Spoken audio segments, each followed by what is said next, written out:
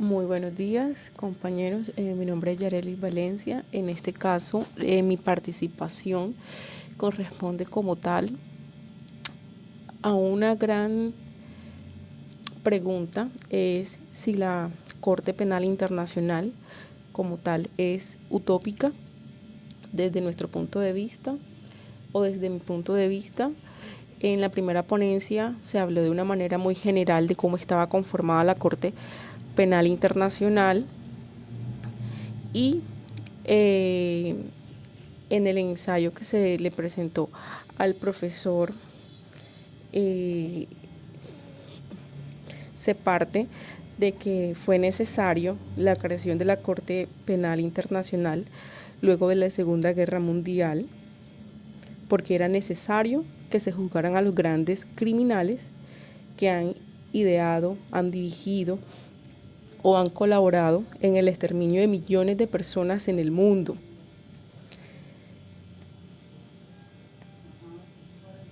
La Corte Penal Internacional es un tribunal permanente, con vocación universal y de carácter complementario respecto a las jurisdicciones nacionales.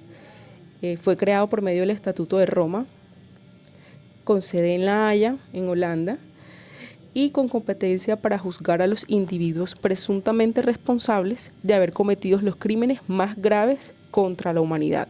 Esos crímenes son genocidio, crímenes de lesa humanidad y crímenes de guerra. De manera personal, he considerado que la existencia de la Corte Penal Internacional incentiva a las administraciones de justicia de los estados parte del Estatuto de Roma para que puedan investigar las violaciones de los derechos humanos y las infracciones al derecho internacional humanitario que constituyen crímenes de su competencia, sancionan a los responsables y reparan a las víctimas. Algo muy novedoso es el tema de la justicia transicional con la reparación de las víctimas. Teniendo en cuenta lo anterior, el Estado colombiano, nosotros hacemos parte y promovemos la universalidad del Estatuto de Roma y estamos apoyando el trabajo de la Corte Penal Internacional. Hemos introducido en nuestra legislación interna los demás instrumentos que conforman el régimen del Estatuto de Roma y hemos suscrito acuerdos con la Corte Penal Internacional para que en el territorio nuestro se pueda cumplir si la Corte así lo determina y el Estado colombiano lo acepta. Fuimos prácticamente el 7º país del mundo y el primero en América en hacerlo. Entonces, digamos que tenemos un reconocimiento por eso. Con respecto al marco teórico, el marco legal, pues, como lo dije anteriormente, Colombia aprobó el Estatuto de Roma mediante la Ley 742 del 2002, la declaró exequible la Corte Constitucional mediante la sentencia C578 del mismo año y el 5 de agosto del 2002 Colombia ratificó el Estatuto de Roma. Colombia también es parte del Acuerdo sobre Privilegios e Inmunidades de la Corte Penal Internacional y esto se hizo mediante la Ley 1180 del 2007. Además, introdujo las reglas de procedimiento y prueba de los elementos de los crímenes del Estatuto de Roma de la Corte Penal Internacional mediante la Ley 1268 del 2008.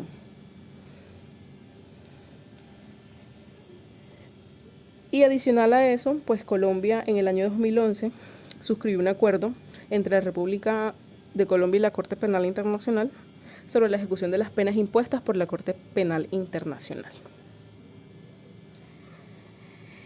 Entonces, como esta es a manera de resumen la primera intervención que yo realicé, todos sabemos que el conflicto colombiano ha generado unos altos niveles de violencia y de crímenes contra millones de víctimas en nuestro país. Nosotros como unidad nacional hemos llevado a cabo numerosas actuaciones pertinentes para examinar distintas formas en las que el conflicto nos han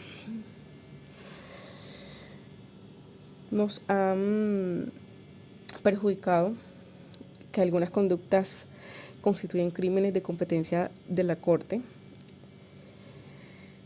y pues digamos que se ha considerado que ha sido un esfuerzo digno que hemos hecho. En el año 2020, en este año en curso, en el mes de enero, la Corte Penal Internacional o la Fiscalía de la Corte pues hizo una última visita, manteniendo pues discusiones constructivas con el gobierno, revisando de qué manera venimos afrontando esta situación. Asimismo, la Corte Penal Internacional ha estado siempre apoyando el proceso de paz en Colombia y la implementación de medidas exhaustivas para lograr justicia, en línea con sus obligaciones con arreglo al Estatuto de Roma. Entonces, la Corte Penal Internacional considera que la JEP, la Justicia Especial para la Paz, en Colombia,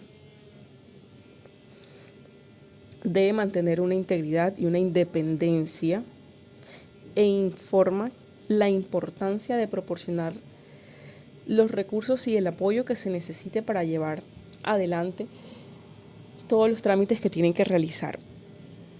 Y está preparada para apoyar los esfuerzos de la JEP para desarrollar los mecanismos, las técnicas, los procedimientos adecuados para que se puedan alcanzar las decisiones que sean tanto jurídicas como fácticas y que cumplan con todos los requisitos de admisibilidad del Estatuto de Roma.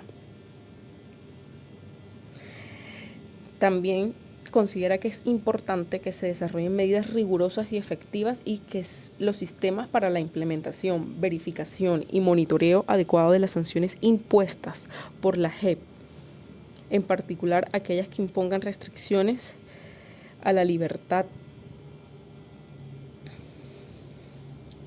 sean las más adecuadas o digamos las más justas. Y subraya la importancia de que los órganos nacionales cooperen plenamente con la JEP, incluyendo a través de proporcionar de manera expedita la información necesaria para que la JEP cumpla su mandato, en particular la transmisión de información recolectada en todos los procedimientos judiciales pertinentes. Tal cooperación deberá también incluir el facilitar la aparición voluntaria de personas ante la JEP y dar todos los pasos necesarios para asegurar su bienestar y su seguridad. Es por esto que la Corte o la Fiscalía de la Corte Penal Internacional, para ellos es grato que el gobierno de Colombia haya brindado todo el apoyo a la Fiscalía para que puedan facilitar todo ese proceso que se tuvo que tener para desarrollar lo que tiene que ver con el proceso de paz. Yo antes de iniciar toda la investigación que corresponde con respecto a la Corte Penal Internacional tenía la idea errada de que se trataba de un tribunal de mayor jerarquía, incluso que a nuestro propio sistema penal nacional. Pero no obstante, logré identificar que la Corte Penal Internacional es complementaria. Es decir, que cuando un Estado está juzgando o ha juzgado un caso, la Corte Penal Internacional no puede entrar a conocer del mismo a menos que se demuestre que conforme a los principios del debido proceso reconocidos por el derecho internacional, dicho Estado no quiere o no puede llevar a cabo el juicio. El Estatuto de la Corte no considera expresamente las amnistías y los indultos como casos en los cuales un Estado no quiere o no puede juzgar internamente a quienes cometan los delitos relacionados en el artículo 5 del Estatuto de Roma. Sin embargo, sí existen razones para pensar que las amnistías no permiten que se reconozca la verdad acerca de la comisión de ciertos crímenes e impiden que se responsabilice, aunque sea formalmente, a los culpables. Las amnistías son contrarias a los principios del debido proceso reconocidos por el derecho internacional.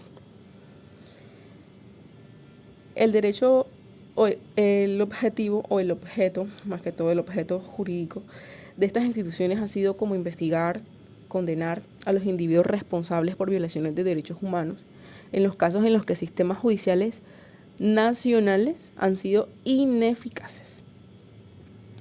Y la condena de este tipo de delitos tiene a su vez un propósito político principal, es prevenir que sucedan en el futuro.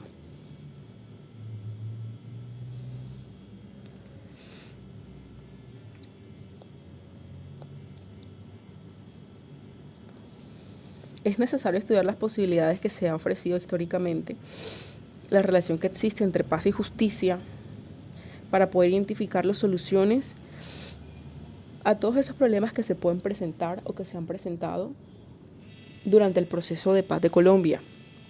Entonces hay que cuestionarnos sobre varios aspectos que, distinto al anhelo de un país sin guerra, deben considerarse objetivamente cómo puede el gobierno aceptar por un lado la obligación de entregar a la Corte Penal Internacional un criminal y por el otro lado declarar una amnistía en la cual dicho criminal está incluido. En casos como este, ¿en qué parece enfrentarse la necesidad de la paz y el imperativo de hacer justicia? ¿Cómo se deben ponderar cada uno de estos valores?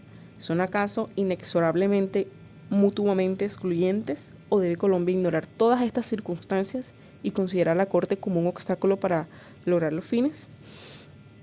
Pero con todo lo que hemos vivido, la Corte Penal Internacional ha jugado un papel importante, ya que ha intervenido de manera diplomática para que Colombia avance con la justicia transicional.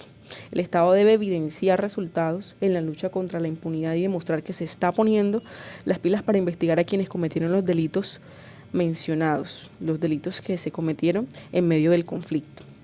En ese sentido, la JEP es una muestra de que el Estado colombiano se preocupa por la verdad, la justicia y la reparación de víctimas.